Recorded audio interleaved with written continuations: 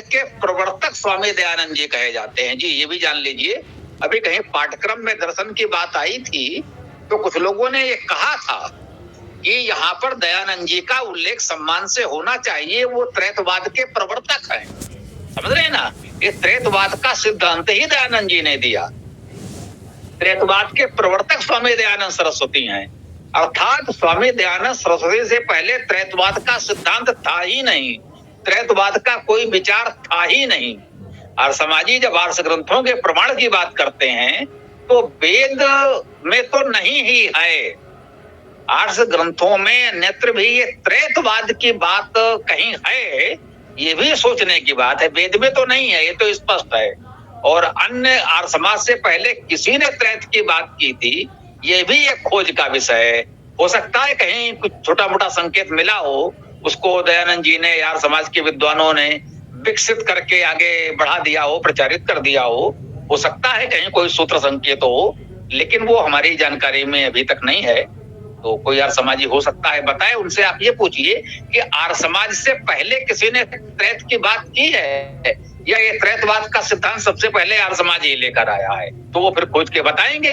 जैसे वो प्रारंभ में जो उन्होंने वक्तव्य दिया शास्त्रों के अनुसार, तो हमने कहा भैया ये किस ग्रंथ में है, कुछ जानकारी है? तो बोले केवल सत्यार्थ प्रकाश ने पढ़ा है और उसमें कोई प्रमाण नहीं दिया है, ये कहां से लाए? तो बात हो गई पूरी। अब वो हो सकता है सत्यार्थ प्रकाश में ही पहली बार आया हो, उसके पहले कहीं ना हो सकता है कहीं हो, वहां से उतार लिया गया हो, उसका संदर्भ न दिया गया हो, दोनों संभावनाएं हैं, है ना। तो मुझे लगता है मेरी बात यहाँ पूर्ण होती है।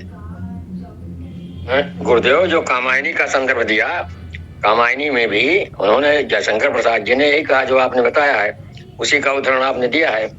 उनका भी चिंतन यही है कि एक ही है, चाहे ठोस के रूप में हो, चाहे द्रव्य के रूप में हो, चाहे गैस के रूप में हो, एक है तो एक ही चीज। एक चीज दूसरी बात है, आचार्य शंकराचार्य जी ने जो कहा है एको ब्रह्म द्वितीयो नास्ति, ये पढ़ाया भी जाता है फिलॉसफी में या बीएमए में, उनका जो शंकर भाष्य में यही बताया भी जाता है। और उन्होंने जैसा कि आपने बताया कि वेदों का ही उदाहरण उन्होंने दिया होगा। अच्छा, अब उसके बाद द्वैतवाद आया था, मतलब एक परमात्मा एक आत्मा। और ये स्वामी जी ने जो स्वामी दयानंद जी ने प्रकृति की बात कही है, और एकाध जगह कुछ विद्वानों ने और भी दो चीजें तीन चीजें कही हैं कि दिशाएं भी कभी समाप्त नहीं होती हैं, आकाश भी कभी समाप्त नहीं होता है। वो और दो तीन बातें कह दिए कि ये भी नश्वर नहीं है। अब जो त्रैतवाद की बात करते हैं वो ये कहते हैं कि प्रकृति के तीन कण सत रज तम ये कभी नष्ट नहीं होते हैं, इन्हीं को जोड़ जोड़ करके प्रकृति का निर्माण हुआ है। परमात्मा ने ये प्रकृति का निर्माण इस तरह से किया है। अब वेदों में तो है नहीं, जैसा कि आप बता रहे हैं। अब ये बड़ा कंफ्यूजन पैदा कर देता है कि आखिर सत्य किसको माने। धन्यवाद गुरुदेव जी। इसमें कोई भ्रम नहीं होना चाहिए, क्योंकि ऐसे विषयों में एकमात्र आधार वेद है, वेद ही स्वतः प्रमाण है, अन्य सभी ग्रंथपरता प्रमाण है। तो जो हम वेद को ही प्रमाण मानेंगे तो कोई भ्रम नहीं होगा। से जिसकी जो इच्छा हो माने, वो उसकी इच्छा है, उस पर हम कुछ नहीं कह सकते कौन क्या मानता है। लेकिन हम क्या मानते हैं वो स्पष्ट है कि हम वो मानते हैं जो वेद कहता है, और वेद स्पष्ट करता है उनका ना सतरज तम कह लीजिए या अन्य इस प्रकार की जितनी बातें कही जाती हैं, जो कल दिलीप जी ने अपने प्रारंभिक वक्तव्य में जितनी बातें बताई, तो मैंने प्रश्न किया, पता चला सत्यार्थ प्रकाश के अलावा कहीं नहीं है। सत्यार्थ प्रकाश में कहां से आया इसका कोई प्रमाण नहीं, इतना तो मान ही लिया उन्होंने। वैदिक तो नहीं ही है, यदि वेद में होता तो स्पष्ट प्रमाण देते कि ये वेद में कहा गया है, उसकी पुष्टि हो जाती। इसका अर्थ स्पष्ट है कि वो सारी की सारी बातें अवैदिक हैं, तो उन बातों का कोई औचित्य नहीं रह जाता। सतरजतम कह लें या जो भी इस तरह की बातें कही गई हैं, वो सब अवैदिक हैं, उससे कोई लेना देना नहीं है, है ना। प्रकृति आदि की उन्होंने एकमात्र वेद मंत्र प्रस्तुत किया, जो बिल्कुल जो कहे किसी आर्य समाजी से इस विषय पर कहेंगे, वो रटा घोटा यही एक मंत्र सुना देगा, दूसरा उसके पास है नहीं। उसे को भैया इसके अलावा भी कुछ है तुम्हारे पास, कि नहीं और तो कुछ नहीं है। तो हमने समझा दिया कि भैया इस एक मंत्र से तो त्रैतवाद सिद्ध नहीं होता। जितने लोगों से हमारी बात हुई सभी बुद्धिजीवी ये स्वीकार करते हैं कि इस एक मंत्र से तो त्रैतवाद सिद्ध नहीं होता। यदि आपको त्रैतवाद स्थापित करना है तो वेद में कुछ और मंत्र खोजने होंगे जहां स्पष्ट रूप से कहा गया हो कि सृष्टि के आदि में 3 तत्व थे, सृष्टि के आदि में एकमात्र परमेश्वर था। ये तो अनेक सूक्तों में हमें समझाया गया है, बताया गया है बहुत विस्तार से, बहुत अच्छी तरह से। लेकिन आदि में 3 तत्व थे, ये 4 वेदों के किसी एक मंत्र में भी नहीं है। ये स्पष्ट हो चुका है, इसमें कोई भ्रम नहीं है। तो हमें किसी भ्रम में नहीं पड़ना है। जो वेद कहता है वही हमारे लिए प्रमाण है, और शेष कौन क्या मानता है उसकी इच्छा है, वो माने। कोई द्वैत को माने, क्या माने, उसकी इच्छा है। द्वैत को माने, त्रैत को माने या कुछ और माने, तो उससे तो कोई अंतर नहीं पड़ता है ना। तो उस एक से ही 2 हुए, एको हम बहुश्याम, यही कहा जाता है कि वो एक था, उसके मन में कह सकते हैं वहां एक विक्षोभ उत्पन्न हुआ कि बहुत हो जाऊं, वो धीरे धीरे बहुत रूपों में व्यक्त हो गया। ईश्वर अव्यक्त है। देखिए, ईश्वर परमेश्वर तो परमात्मा अव्यक्त है, हम सब उसके व्यक्त रूप हैं, इसलिए व्यक्त कहलाते हैं। ध्यान दीजिएगा, हम में और उसमें अंतर क्या है, दोनों हैं एक ही। वेद मंत्र यही तो हमको पढ़ रहा है, जो ओम मंत्र हम लोग प्रतिदिन लगभग पढ़ते हैं। सो असो अहम, वही मैं हूं, जो वह है वही मैं हूं। ये यजुर्वेद का अंतिम मंत्र हम लोग ओम मंत्र के रूप में पढ़ते हैं। सो असो अहम ओम खम ब्रह्म, जो वो है वही मैं हूं, उसके अतिरिक्त कुछ है ही नहीं। अंतर क्या है, वो अव्यक्त है और हम व्यक्ति हैं। वो जहां जिस रूप में व्यक्त हो जाता है उसे व्यक्ति कहते हैं। उसका जो मूल स्वरूप है वो अव्यक्त है। ये बिल्कुल ठीक है, मूल स्वरूप अव्यक्त है, लेकिन वही व्यक्त हो जाता है तो व्यक्ति बन जाता है, व्यक्त कहलाता है। इस रूप में कोई अवतारवाद की बात करे तो मैंने कहा कि हाँ, राम उतने ही ईश्वर हैं जितने हम और आप हैं। राम भी ईश्वर का व्यक्त स्वरूप है। राम व्यक्ति है, ईश्वर अव्यक्त है। राम व्यक्ति है, ईश्वर अव्यक्त है। मैं व्यक्ति हूँ, आप व्यक्ति हैं, हम सब ईश्वर के व्यक्त स्वरूप हैं, इसलिए व्यक्ति कहलाते हैं। तो हम सब एक अर्थ में ईश्वर के अवतार हैं, ईश्वर के ही रूप। अवतार भी कहना चाहिए, छोटी बात है। हम सब उसी के स्वरूप हैं, उसी के थोड़ा घनित रूप हैं, है ना, सघन स्वरूप हैं, व्यक्त स्वरूप हैं। तो इसमें तो कोई संदेह नहीं है। हाँ, स्वरूप में परिवर्तन हुआ है तो कुछ गुण कर्म में परिवर्तन होगा ही होगा। जल वाष्प की शक्ति से इंजन बना, इतने बड़े ट्रेन को, इतने बड़े वाहन को भाप की शक्ति से चलने वाला इंजन खींच रहा है। अब उस भाप के स्थान पर आप हिमालय की बर्फ लाकर रख दें तो वो स्वयं में बोझ है, वो किसको चलाएगा। जल भर दें तो कुछ नहीं करेगा, पीने के लिए उपयोग हो सकता है। तो जल में वो गुण नहीं है, हिम में वो गुण नहीं है, वाष्प में वो शक्ति है, जबकि है तीनों मूलता एक ही। ये सब जानते हैं। जल का उदाहरण इसलिए दिया जाता है कि उसे एक सामान्य व्यक्ति भी देख करके समझ सकता है। अन्यथा जो विज्ञान के विद्यार्थी हैं वो तो जानते हैं कि सब कुछ एक ही तत्व है। ऊर्जा से द्रव्य बनता है और अनेक ऊर्जाओं का एक स्वरूप, एक मात्र मूल ऊर्जा कोई होती है, और उसी को हम लोग परमेश्वर कहते हैं। हम कहें तो कोई बड़ा अंतर नहीं पड़ेगा। ऊर्जा का एक कोई मूल स्वरूप है जिससे अनेकों ऊर्जाओं के रूप में विकास होता है। तो जो मूल चेतन, मूल ऊर्जा है, वो अव्यक्त परमेश्वर से वो मूल ऊर्जा उत्पन्न होती है पहले, और वही फिर अनेक रूपों में व्यक्त होती जाती है। ऊर्जा के अनेक रूप बनते चले जाते हैं। वही उसकी तरंगे आपस में संघनित होते होते द्रव्य के रूप में परिवर्तित हो जाती हैं। तो वही परमेश्वर का एक अंश सृष्टि के रूप में व्यक्त हो जाता है, और वो फिर वो व्यक्त रूप कहलाता है। और हम थोड़ा सा उसकी चेतना का भी उपयोग कर रहे हैं तो हम व्यक्त कहलाते हैं। परमेश्वर का व्यक्त स्वरूप हम आप व्यक्ति हैं। तो ये अनेक बार बात हुई है और स्पष्ट है, कोई भ्रम नहीं होना चाहिए। जो मंत्र वो उपनिषद का मंत्र कहते हैं, उसमें फोटो भी दी हुई है एकादश उपनिषद में। तो अब उसमें कौन सा उपनिषद है हमको याद नहीं आ रहा इस समय। तो उसको मैंने भी पढ़ा है, जो 2 सुनहरे पक्षियों का जिक्र करते हैं, ज्यादातर लोग यही करते हैं। और अगर मान लीजिए कि बहुत ज्यादा, मैंने भी कुछ प्रश्न किया है एक आध बार लोगों से, तो उन्होंने ये कहा कि सत्यार्थ उसमें ऋग्वेदादि भाष्य भूमिका में पढ़ लीजिए। अब उसको हम पढ़ने जाएं, आप वो स्पष्ट नहीं बता रहे हैं, संदर्भ उसका और नहीं बता रहे हैं, केवल ये बता रहे हैं कि ऋग्वेदादि भाष्य भूमिका पढ़ लीजिए, उसमें मिलेगा। तो अब ये स्वामी जी बोलिए। हम कुछ उपनिषद के प्रमाण रख सकते हैं कि अद्वैतवाद के संबंध में 1-2 श्लोक? जी रखिए, स्वागत है, चर्चा ही तो हो रही है, सबको अपनी बात रखनी है। ईशावास्योपनिषद का है 5 से 7वां। तजेजति तन्नेजति तद्दूरे तद्वंतिके तदंतरस्य सर्वस्य तदु सर्वस्यास्य वाहता यस्तु सर्वाणि भूतानि आत्मन्येवानुपश्यति सर्वभूतेषु चात्मानं ततो न विजुगुप्सते यस्मिन् सर्वाणि भूतानि आत्मैव भूत विजानता तत्र को मोह का शोका एकत्वम अनुपश्यता।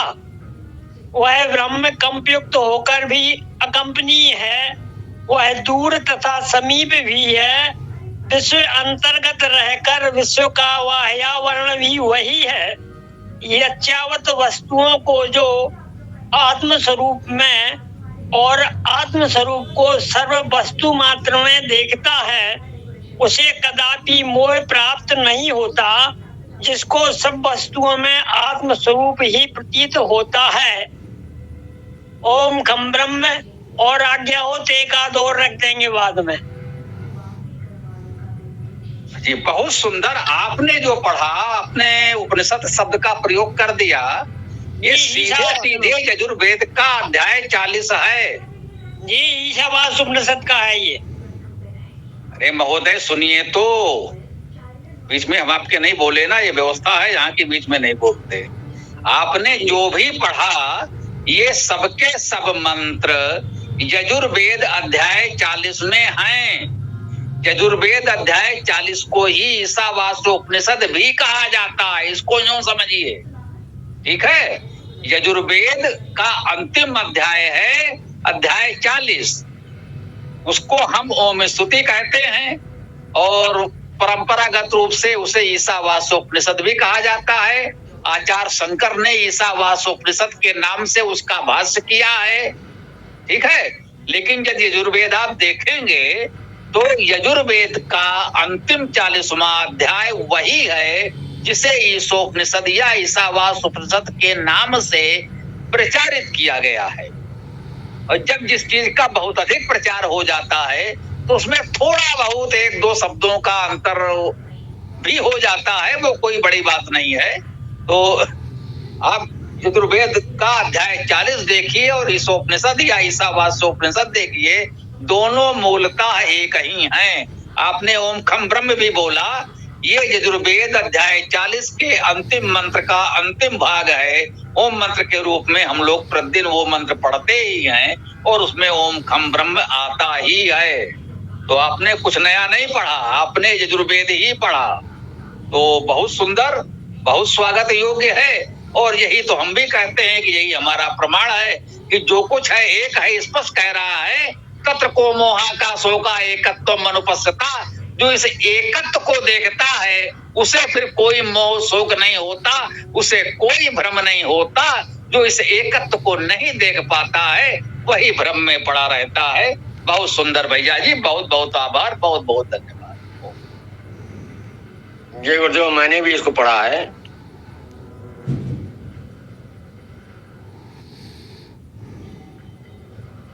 इसे हम सबने लगभग पढ़ा होगा, मुझे लगता है। यजुर्वेद जिसने पढ़ा है उसने भी पढ़ा है, यजुर्वेद नहीं पढ़ा है तो ईशावास्य उपनिषद के नाम से पढ़ा है। जो थोड़ा सा भी वैदिक व्यवस्था से जुड़ा है उसने इतना तो पढ़ा ही है, मुझे लगता है। मैंने दोनों पढ़ा है गुरुदेव, वही है जी। निश्चित रूप से पहले हमने ईशोपनिषद के नाम से ही पढ़ा था, जब पूरा यजुर्वेद किया तो फिर लगा कि हाँ ये तो उससे भी अच्छा है। हाँ इतना कहेंगे, यजुर्वेद के नाम से जो उपलब्ध है वो मुझे व्यक्तिगत रूप से ईशोपनिषद से भी अच्छा लगा। हाँ, कुछ लोग उसी में उपनिषद में इतना रमे हैं कि उनको लगता है यही ठीक है, लेकिन उसमें कोई ऐसा विशेष अंतर नहीं है। मुख्य अंतर जो मुझे दिखा कि जो अंतिम मंत्र है यजुर्वेद का, वो उपनिषद में जाकर जैसे टूट गया है, उसको 2-3 भागों में तोड़ दिया गया है और ओम खम ब्रह्म उसमें है ही नहीं, जैसे हटा दिया है। ईशोपनिषद या ईशावास उपनिषद में ओम खम ब्रह्म पद नहीं है जो यजुर्वेद में है। इसलिए भी कह लीजिए कि मुझे यजुर्वेद अधिक ठीक लगा उपनिषद की तुलना में। उपनिषद में पता नहीं वो जब बहुत अधिक प्रचार होता है तो थोड़ा परिवर्तन हो जाता है, तो उस अंतिम मंत्र जो है उसको 2 भागों में तोड़ दिया गया और ओम खम ब्रह्म लुप्त हो गया। हालांकि जो तोड़ा गया है उसको भी समझिए। हाँ, इसका पहला चरण क्या है? ओम हिरण्मयेन पात्रेण सत्य से अपहितम मुखम। जो सत्य का मुख हिरण्मय पात्र से ढका हुआ है, जिसने कहा। उपनिषद ने उसमें एक अगला चरण अपनी ओर से अलग से जोड़ दिया है कि तन्न पोषा न पाकुरु सत्य धर्माय दृष्टये। वेद ने इतना बताया कि सत्य का मुख स्वर्णिम पात्र से ढका है। उपनिषद ने कहा कि हे पोषण करता परमात्मन, इस आवरण को हटा दो जिससे हम सत्य को देख सकें। इतना उसने जोड़ के एक प्रकार से उसने प्रयास किया कि वो बात और स्पष्ट पूरी हो जाए कि सत्य का मुख ढका हुआ है, ये तो ठीक है। तो कहता है हे पोषण करता परमात्मन, इस आवरण को हटा दो तो हम सत्य को देख सके। अब सत्य को देख सके तो वो सत्य है क्या? वो सत्य यही है, ओम जो असो आदित्य पुरुषा सो असो अहम ओम कम ब्रह्म। ये जो आदित्य पुरुष परमेश्वर है वही मैं भी हूँ। ओम खम ब्रह्म, ओम ही शब्द स्वरूप सर्वव्यापक ब्रह्म है। तो परम सत्य ये है कि ओम ही सर्वव्यापक शब्द स्वरूप ब्रह्म है, ओम ही शब्द ब्रह्म है, वो सर्वव्यापक है और वही मैं भी हूँ। यही परम सत्य है जो यजुर्वेद का अंतिम अध्याय 40वां अध्याय और उसका भी अंतिम मंत्र इतने स्पष्ट रूप से हमको बता रहा है। आपने उसे उपनिषद के नाम से पढ़ा है, बहुत सुंदर स्वागत है। तो गुरुदेव, आपने एक दिन ये कहा था, मुझको याद है, कि जैसे 2 तत्व मिल करके एक कोई पदार्थ बन जाता है और उनको अलग अलग कर दिया जाए तो उनका अस्तित्व अलग अलग हो जाता है। जैसे आपने उदाहरण दिया था वाटर का, H2O, ये पानी हो गया, ऑक्सीजन, हाइड्रोजन, और इनको जो शक्ति जोड़ने वाली है वो विशेष ऊर्जा है जो कि अदृश्य होती है। और मैंने केमिस्ट्री के डीन से पूछा, कानपुर विश्वविद्यालय के हमारे फ्रेंड थे, उन्होंने कहा कि एक अदृश्य किसी भी पदार्थ को आप तोड़ते जाइए, एक स्थिति ऐसी आएगी कि उसके आगे उसका कोई विभाजन नहीं हो सकता है। तो वही जो तरंगे रह गई हैं, वही एक ऊर्जा है और वही ब्रह्म का स्वरूप है। धन्यवाद गुरुदेव, उन्होंने इस तरह से एक्सप्लेन किया। धन्यवाद गुरुदेव जी, बिल्कुल ठीक किया। जब मैं विद्यार्थी था तब भी कहता था, यद्यप मैं स्वीकार करता हूं कि उस समय इतनी गंभीरता मुझमें भी नहीं रही होगी, लेकिन बात अब भी वही कह रहा हूं कि ईश्वर को हम भौतिकी की प्रयोगशाला में सिद्ध कर देंगे तब ईश्वर को मानना। जो नास्तिक अपने आप को मानते हो, जो ईश्वर को कहते हैं हम ईश्वर को नहीं मानते, हम कहते हैं हम आपके ईश्वर को, हम अपने ईश्वर को जब भौतिकी की प्रयोगशाला में सिद्ध कर दें तो आप मानना, अन्यथा मत मानना। हम आपसे ये नहीं कहते कि भैया ये तो धर्म की बात है, कोई तर्क मत करो, प्रश्न मत करो, जो कहा जा रहा है बस मान लो। नहीं, हम कहते हैं मानना नहीं है, जानना है। जान लो, ईश्वर को हम प्रयोगशाला में सिद्ध कर देंगे।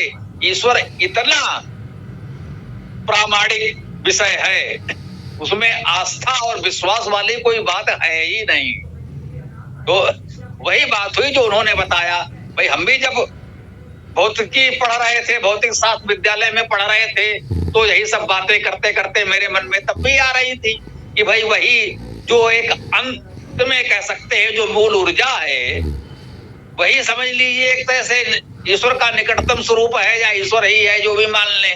तो इतना धीरे धीरे चलता रहेगा कि भाई उस दिव्य चेतन सत्ता से एक मूल ऊर्जा उत्पन्न होती है, फिर उससे अनेक प्रकार की ऊर्जाएं उत्पन्न होती हैं, और उनकी तरंगों के संघनन से, सम्मिलन से फिर अन्य पदार्थ उत्पन्न होते हैं। जैसे कहते हैं अभी हमारे एक अग्रज बैठे थे, बता रहे थे कि एक व्यक्ति को इस बात के लिए नोबेल पुरस्कार मिला, भौतिकी का नोबेल पुरस्कार। उसने कहा कि इलेक्ट्रॉन द्रव्य है, मैटर है, इस प्रकार से वो परिभ्रमण करता है। उसके ही पुत्र को संभवतः इस बात के लिए नोबेल पुरस्कार मिला कि नहीं, इलेक्ट्रॉन पदार्थ नहीं है, ये तो तरंगे हैं, केवल ऊर्जा है, तरंग है, पदार्थ है ही नहीं। उसको मिल गया, है ना। उसके पश्चात अगली पीढ़ी को, उनके ही किसी शिष्य को इस बात के लिए नोबेल पुरस्कार मिला कि इलेक्ट्रॉन न तो पूरी तरह से पदार्थ कहा जा सकता है, न पूरी तरह से ऊर्जा या तरंग कहा जा सकता है। कभी वो ऊर्जा तरंग के रूप में व्यवहार करता है, कभी वो पदार्थ जैसा व्यवहार करता दिखता है, अर्थात अनिश्चित है। उसको इस बात के लिए नोबेल पुरस्कार मिला। वो कह रहे थे भाई किसे सत्य माना जाए, 3 लोगों को 3 अलग अलग बात कहने के लिए भौतिकी का नोबेल पुरस्कार तो मिल चुका है। तो मेरा कहना है इस विषय में कि इससे यह सिद्ध होता है कि अभी इलेक्ट्रॉन क्या है ये पूरी तरह से नहीं जाना जा सका है। कितने प्रमाण नए मिलते हैं उसके अनुसार एक नई बात कही जाती है। ऐसा नहीं कि उनको ये बात कहने के लिए पुरस्कार मिला, उन्होंने प्रयोगशाला में कुछ प्रयोग किए होंगे, कुछ सिद्ध किया होगा, उसके अनुसार उनको ये पुरस्कार मिला। तो जितने नए प्रयोग होंगे, नई खोजें होंगी, कुछ नए तथ्य आएंगे, तो इससे ये तो कह सकते हैं कि अभी भी ये निश्चित रूप से नहीं कहा जा सकता है कि इलेक्ट्रॉन का स्वरूप कुल मिलाकर क्या है। अभी खोज चल रही है, मैं तो यही कहूंगा। ऐसा नहीं कि अनिश्चित है, कुछ तो है, लेकिन वो क्या है अभी पूरी तरह नहीं समझा जा सका है। तो ये तो सत्य है कि मूल स्वरूप तो ऊर्जा का है, ऊर्जा से ही ये सब बन रहा है। अब इलेक्ट्रॉन उसमें किस अवस्था में है, अभी वो पूरी तरह से पदार्थ नहीं बन पाया है, इसलिए ऊर्जा के लक्षण भी उसमें मिल रहे हैं। पदार्थ और ऊर्जा के मध्य की स्थिति इलेक्ट्रॉन की हो सकती है, इससे ये निष्कर्ष निकाला जा सकता है। तो इसमें कोई संदेह नहीं है, संभवतः इसी पर उन्हें नोबेल पुरस्कार मिला कि अभी उसकी स्थिति दोनों के मध्य की है, न वो पूरी तरह से ऊर्जा रह गया है, न अभी पूरी तरह से पदार्थ बन पाया है, तो दोनों के बीच की अवस्था में है। तो ये हो सकता है, इसमें कोई बड़ी समस्या नहीं है। जब क्रमशः विकास हो रहा है तो अभी वो दोनों के मध्य की स्थिति में है, तो ये बिल्कुल स्वाभाविक है।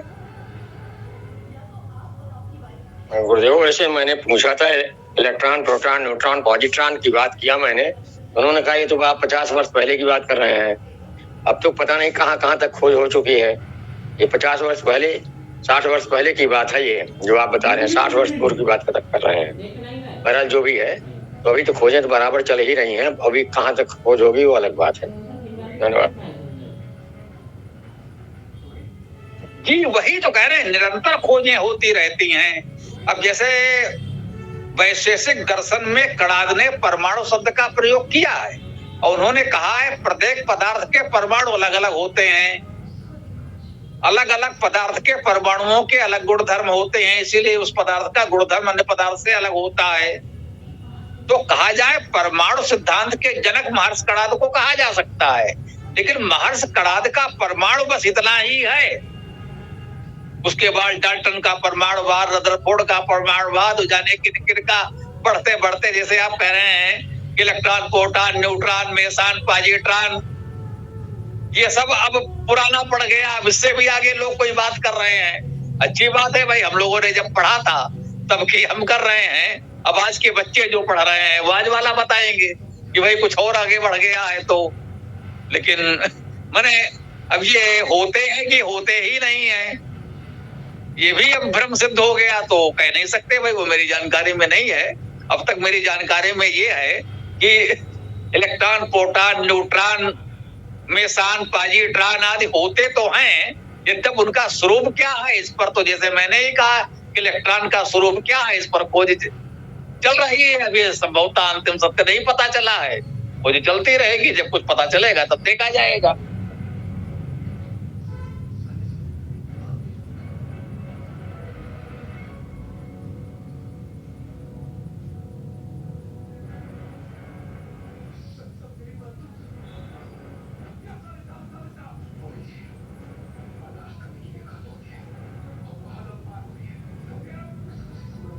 जी भैया जी, किसी को कुछ कहना हो तो अपनी बात रखें।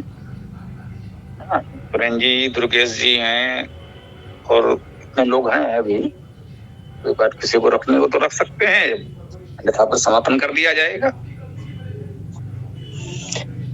स्वामी जी नमस्ते। नमस्ते भैया जी, बोलिए। ये नमस्ते करके मतलब विराम न दिया करें। यह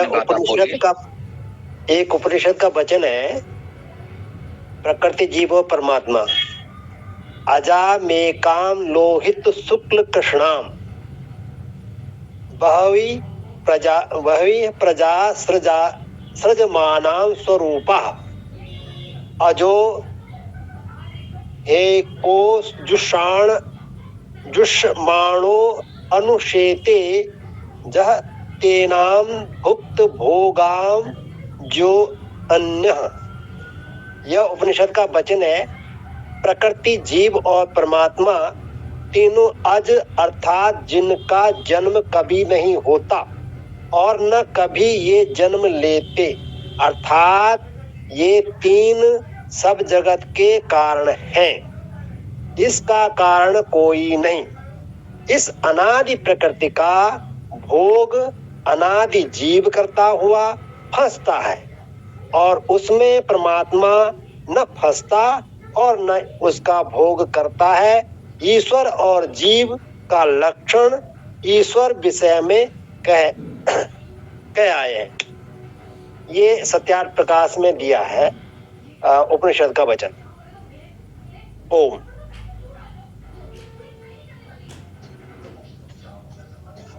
जी, प्रारंभ में जब आप पढ़ रहे थे उपनिषद का वचन तो मुझे लगा था कि आप उपनिषद से पढ़ रहे हैं, लेकिन उसके पश्चात जब आपने अर्थ पढ़ना आरंभ किया तो वहीं मुझे संदेह हो गया कि आप उपनिषद नहीं पढ़ रहे हैं, किसी आर्य समाजी की बात पढ़ रहे हैं। अर्थात जो उपनिषद का वचन है वो आपने पढ़ दिया, अच्छी बात है, लेकिन उसका अर्थ आपने नहीं किया। उस वचन को लेकर किसी ने जो अपनी टिप्पणी लिखी थी भाषा में, वो आपने पढ़ दिया। जो संस्कृत में पढ़ा और जो भाषा में आपने उसका कथित अर्थ पढ़ा, दोनों का आपस में कोई संबंध भी है या नहीं है, ये कहने की स्थिति में संभवतः आप नहीं होंगे, क्योंकि इतनी गंभीरता से आपने विचार नहीं किया होगा। इसको जो देखिए, पहले तो ये देखिए किस उपनिषद का वचन है, कहाँ आया है। इस उपनिषद का एक तो ये है कि या तो शब्दशः आप स्वयं अर्थ करें, यदि न कर सकें तो दो उपाय हैं। किसी संस्कृत भाषा व्याकरण के जानकार के साथ बैठें, उसका सहयोग लें और ये देखें यदि उपनिषद का वचन है, मैं कह रहा हूं यदि उपनिषद का वचन है तो किस उपनिषद में कहाँ आया है, वो यदि वहां लिखा हो तो वो देखें और उस उपनिषद का अर्थ देखें जो अलग अलग विद्वानों ने किया है। आचार्य शंकर ने उसका क्या अर्थ किया है, अन्य विद्वानों ने उसका क्या अर्थ किया है, और समाज के ही अनेक विद्वानों ने उपनिषदों के अर्थ किए हैं, किस विद्वान ने क्या अर्थ किया है, सबने यही अर्थ उतारा नहीं होगा। इस पर मुझे ध्यान आया, ये जो एकमात्र मंत्र आर्य समाजी पढ़ते हैं, द्वा सुपर्णा सयुजा सखाया, ये मंत्र वेद में अनेक बार आया है और आर्य समाज का भाष्य ही आप देख लें। पहले तो ये पता करें कि ये मंत्र वेद में कहाँ कहाँ आया है और केवल आर्य समाज का ही भाष्य ले लें और इस मंत्र का अर्थ देखें कि आर्य समाज के भाष्य में इस मंत्र का अर्थ कहाँ पर क्या क्या किया गया है, तो ये भ्रम दूर हो जाएगा। द्वा सुपर्णा का अर्थ ही आर्य समाज के भाष्य में अलग अलग है और वहां त्रैतवाद सिद्ध नहीं किया गया है। एक एक स्थान पर किया गया होगा, लेकिन यही मंत्र पुनः आया है कहीं अन्यत्र वेद में ही, तो वहां जब इसका अर्थ किया गया है तो वहां त्रैतवाद आपको नहीं दिखेगा।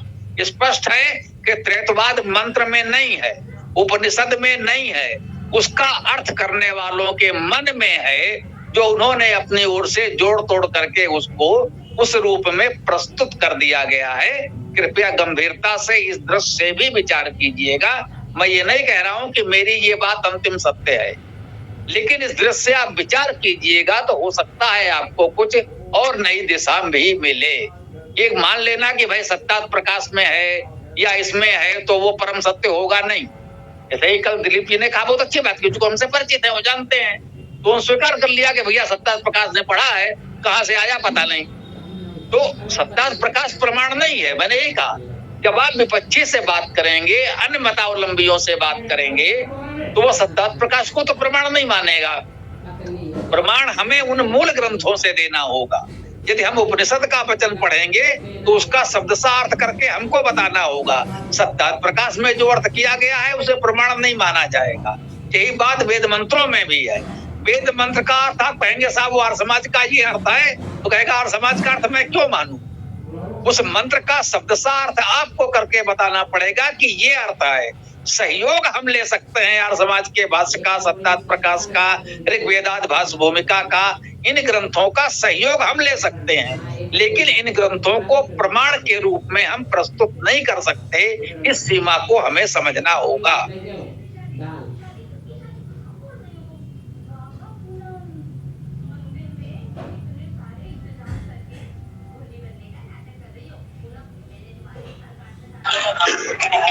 ठीक है स्वामी जी, उपनिषद में भी उसको देख लेंगे। नमस्ते जी, अब इसमें आचार्य शंकर का भाष्य देखिएगा, शंकराचार्य का भाष्य, क्योंकि शंकराचार्य ने 10 उपनिषदों का भाष्य किया है, उसे प्रामाणिक माना जाता है। मतलब उन्हीं को उपनिषद माना जाता है जिसका भाष्य आचार्य शंकर ने किया है। 10 का किया है, 11वें एक उपनिषद का उन्होंने उल्लेख कर दिया है, इसलिए एकादशों उपनिषद कहा जाता है, ध्यान रखिएगा। मूल प्रामाणिक उपनिषद 11 माने जाते हैं, इसलिए कि उनमें से 10 का भाष्य शंकराचार्य ने किया और एक उपनिषद का उन्होंने उल्लेख किया है, जब भाष्य वो नहीं कर सके। सब मानते हैं अल्पायु में चले गए, इसलिए वो जो कुछ करना चाहते थे साराकार तो नहीं कर सके। दयानंद जी का ही अचानक निर्वाण हो गया तो वेद भाष्य पूरा नहीं हो सका, और आचार्य शंकर तो 32 वर्ष की आयु में चले गए। मुझे लगता है यदि ईश्वर उन्हें दीर्घायु करता तो हो सकता है वो वेद भाष्य कर जाते तो आज कोई समस्या ही नहीं होती। ये भी कहा जा सकता है, लेकिन ईश्वर की इच्छा, जो हुआ सो हुआ। तो इसमें आपको शंकराचार्य का भाष्य भी देखना होगा, अन्य लोगों का भाष्य भी देखना होगा, आर्य समाजियों का भाष्य भी बाद में देख सकते हैं, लेकिन केवल आर्य समाजी का किया हुआ भाष्य अन्य मतावलंबी प्रमाण नहीं मानेंगे, ये हमें ध्यान रखना पड़ेगा।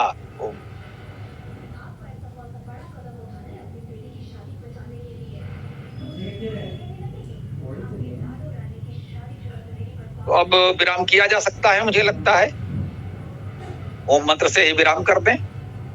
जय गुरुदेव।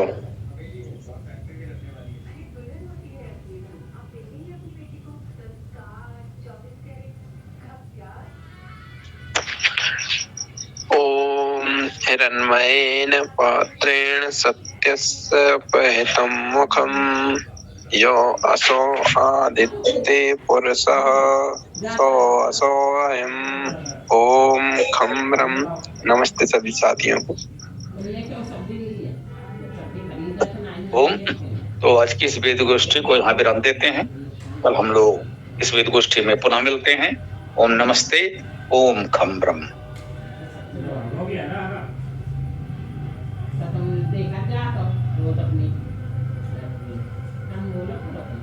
गाड़ी कितने का ये में डालूंगा मेरा साथ चाहिए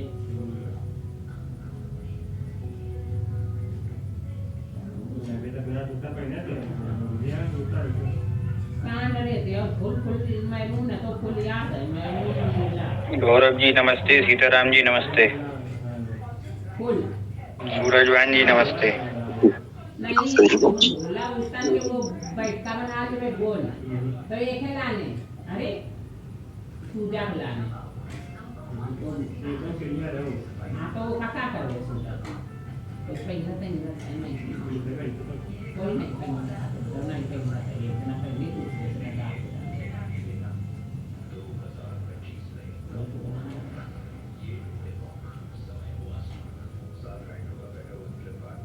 ये मैरून रुका था पर वो थोड़ा फटा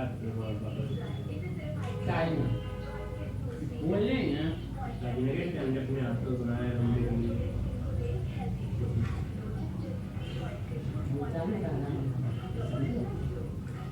ये तो हमारे लोग को पाप करते हैं जान दे तो कितना चीज करना dia minta nama tahu.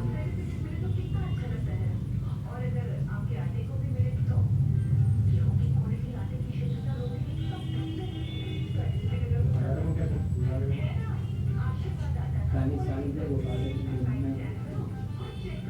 Itu semua secara.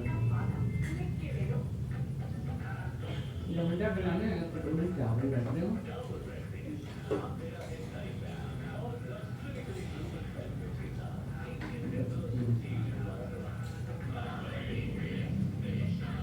कितना चल रहा है बस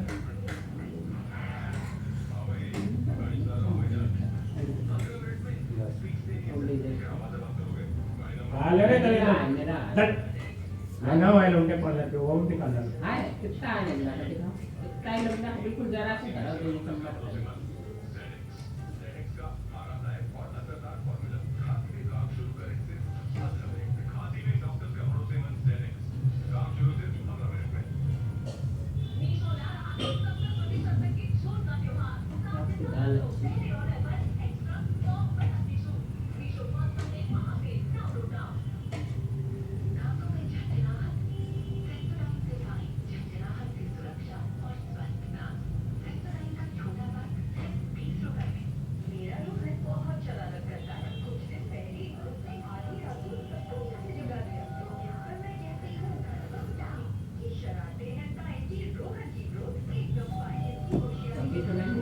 लो खाना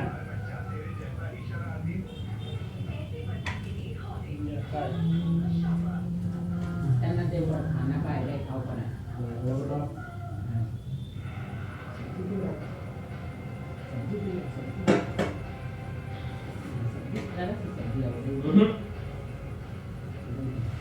Kenal orang, dia tahu.